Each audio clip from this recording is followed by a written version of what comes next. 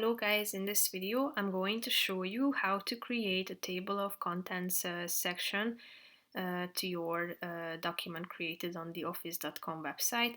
But first I just want to mention, don't forget to subscribe to my channel because at 10,000 subscribers I am going to show you my whole YouTube revenue statistics and growth strategy, how to make money online. Now let's jump into it. First of all, open the website on your device and then select a template or a blank page and create your document.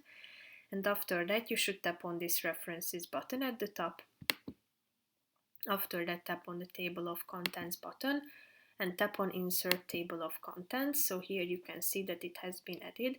If you want to customize it, just tap on it and then you should type in